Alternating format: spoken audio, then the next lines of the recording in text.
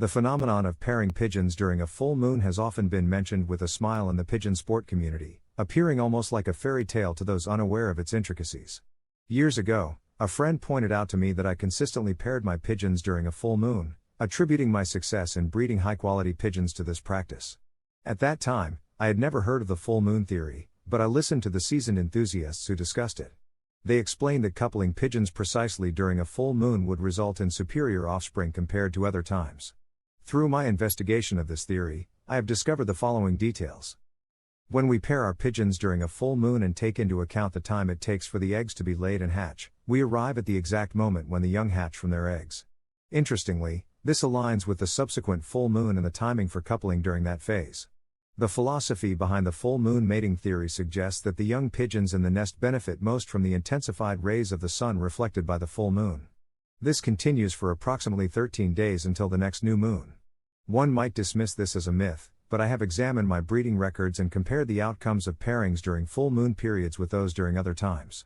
Consequently, I have developed a preference for coupling during full moons. Thus, there is a kernel of truth in this theory. But what role does the full moon actually play?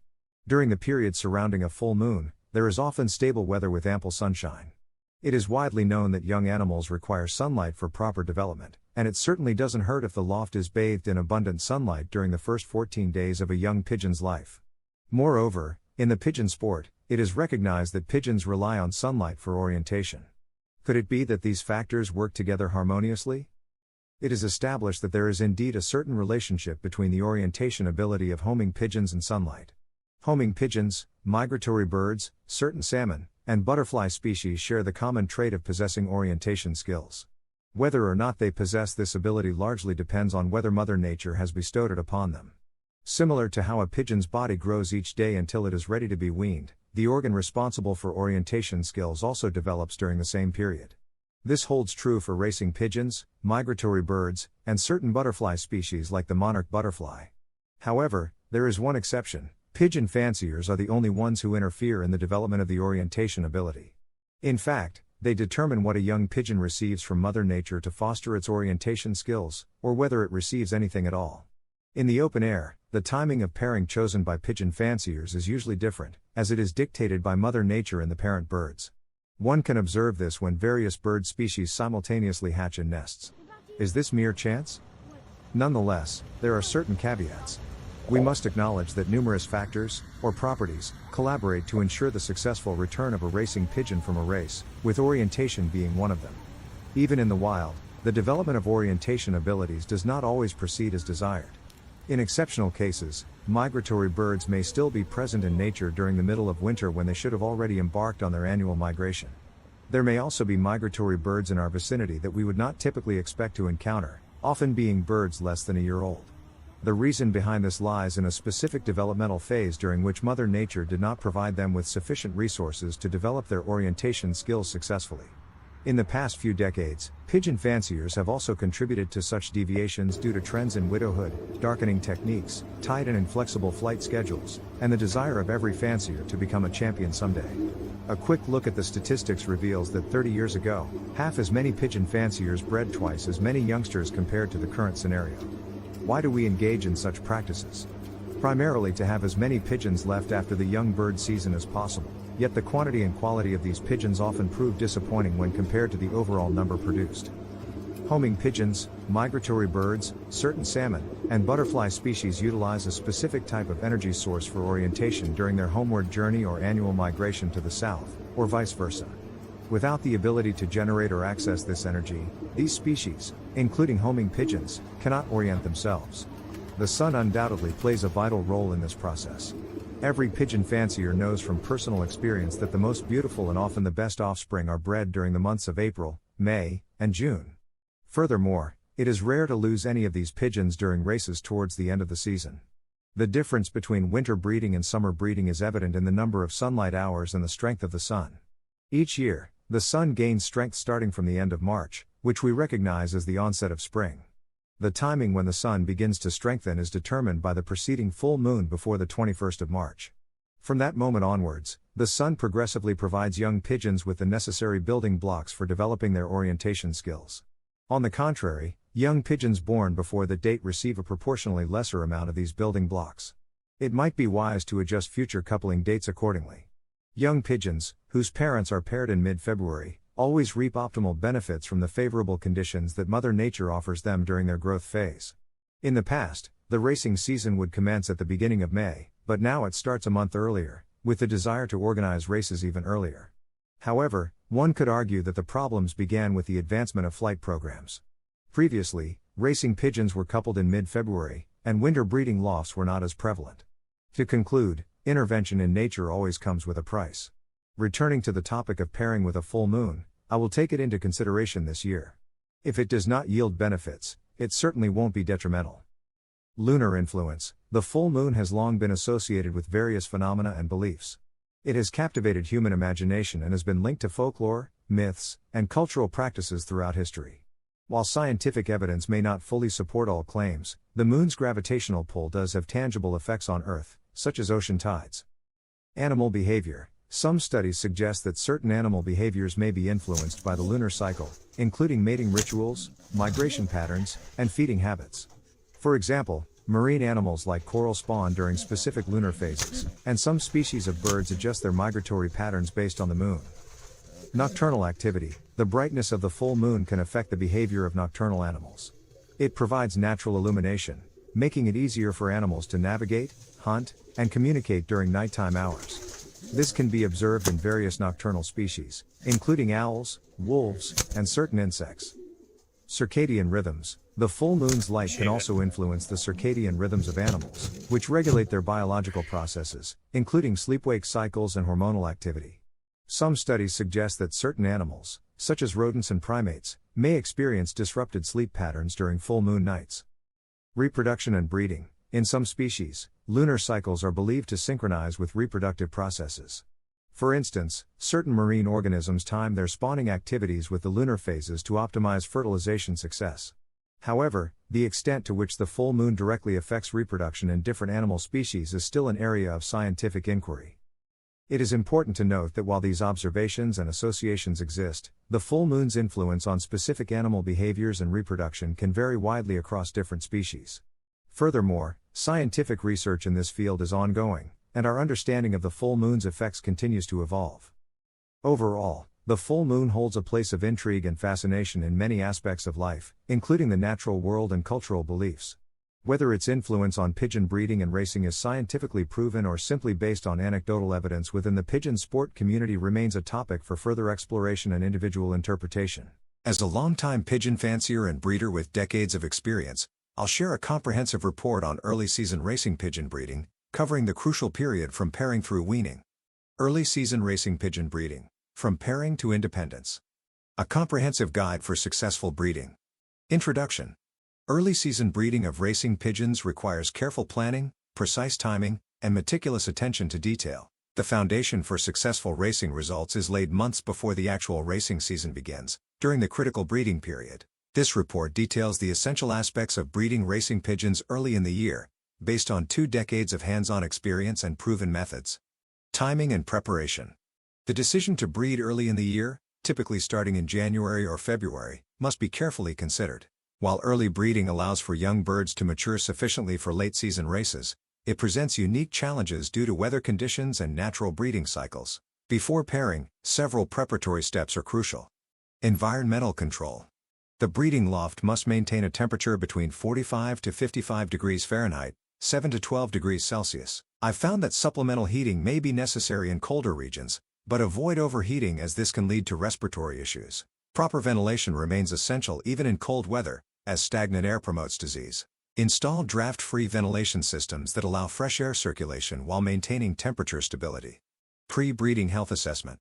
Each breeding pair undergoes thorough health screening approximately 6 weeks before pairing. This includes physical examination for weight, muscle condition, and overall vitality.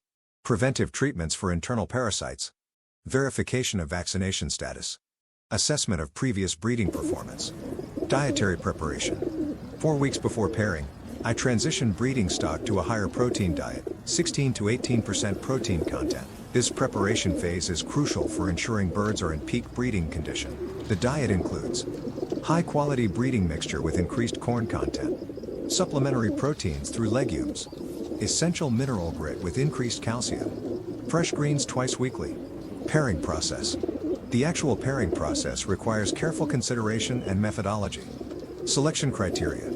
Successful pairing involves matching birds based on genetic compatibility and pedigree analysis. Physical characteristics complementing each other. Previous breeding performance. Age compatibility. I prefer not to pair two yearlings together. Racing performance records. The pairing method. I implement a gradual pairing system. 1. Males are placed in their designated breeding compartments first. 2. After 24 hours, females are introduced in adjacent compartments. 3. Visual contact is maintained for 2 to 3 days. 4.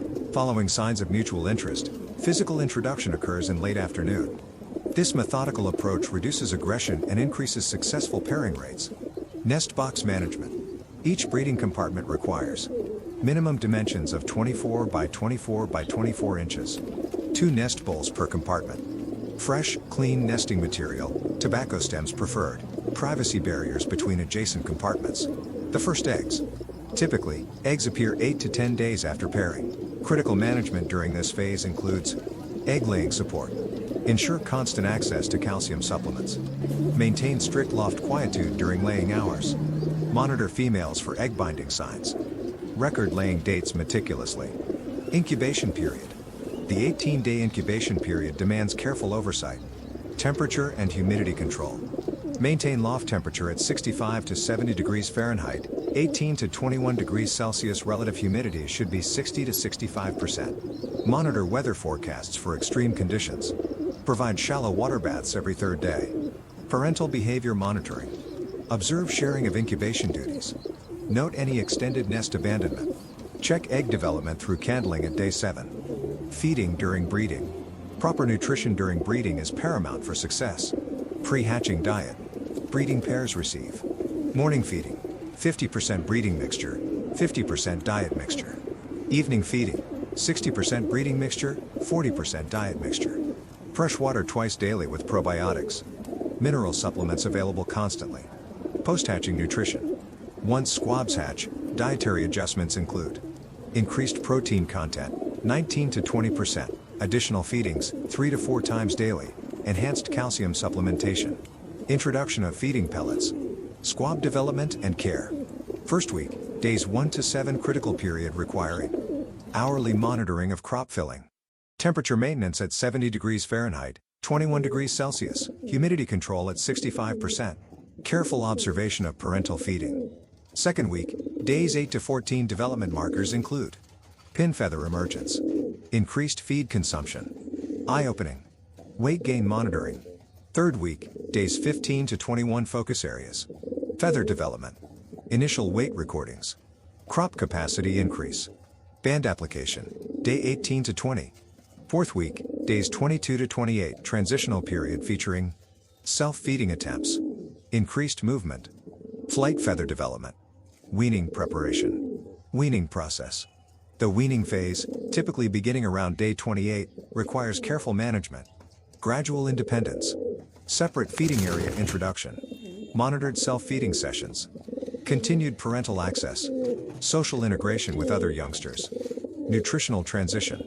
Introduction to young bird mixture. Gradual reduction of breeding mixture. Maintenance of high protein levels. Supplementary feeding support. Health monitoring.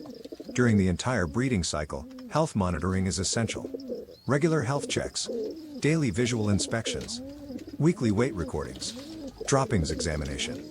Behavior assessment. Disease prevention. Maintain strict hygiene protocols.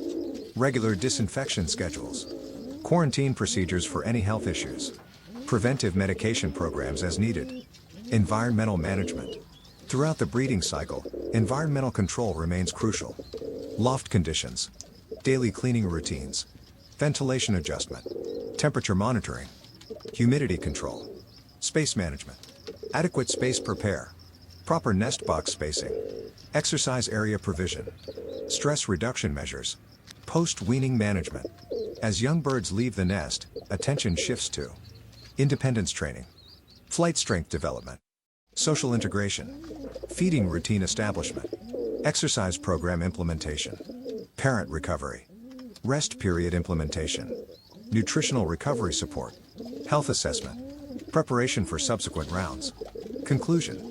Successful early season breeding of racing pigeons requires a comprehensive understanding of multiple factors and careful attention to detail. The process from pairing to independence spans approximately 8 to 10 weeks, during which constant monitoring and adjustment of conditions is essential. Success in breeding directly correlates to racing performance, making this period crucial for any serious racing program. Through careful implementation of these methods, developed and refined over 2 decades of breeding experience, consistently high-quality racing pigeons can be produced early in the season. The key lies in maintaining optimal conditions throughout the breeding cycle while being prepared to address any issues promptly as they arise. Remember that each breeding pair and their offspring may require slight variations in management, and successful breeders must remain flexible and observant throughout the process. The methods outlined above provide a framework for success, but should be adapted based on individual circumstances and specific loft conditions.